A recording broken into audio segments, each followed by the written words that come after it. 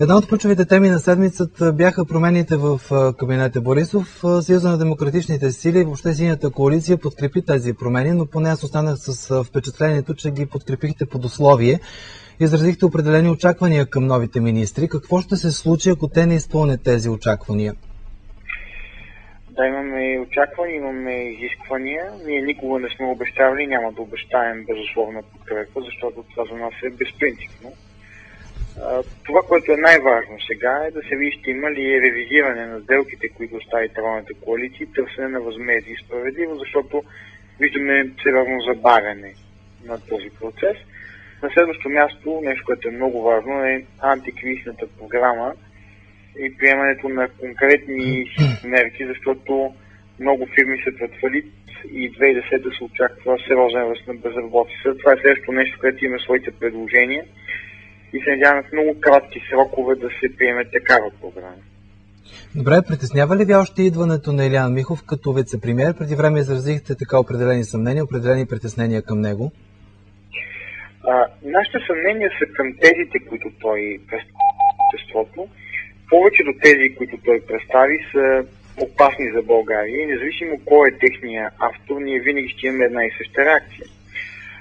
Едната такава теза е модификация на борда по посока на промяна на валутния курс. Другата теза за бавене възприемането на еврото също е неприемлива за нас. След това говори за бюджетни дефицити и въобще все неща, които са абсолютно неприемливи за СДС. Ние сме партията, която въведе валутния борд, след това България е в условия на стабилност и няма да допуснем никой да си играе с това. Да разбирам, че и неговата кандидатура ще бъде подкрепена от вас под условие, така ли? Ако господин Михов не се откаже от тези свои идеи, ние няма да го подкрепим. Бе, докъде стигнахте с списъка с имена на чиновници, които ще предложите да бъдат уволнени?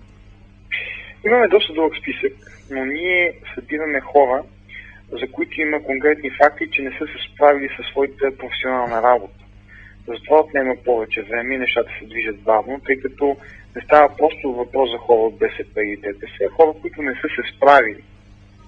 Разбирам, казвате, че това не е политическа чистка, така ли? През цялото време казваме едно и също нещо.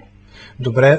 БСП и ДПС и НДСВ да, но за които имаме данни и факти, че не се справят с работа, т.е. че не са квалифицирани или по други причини са си свършили работа.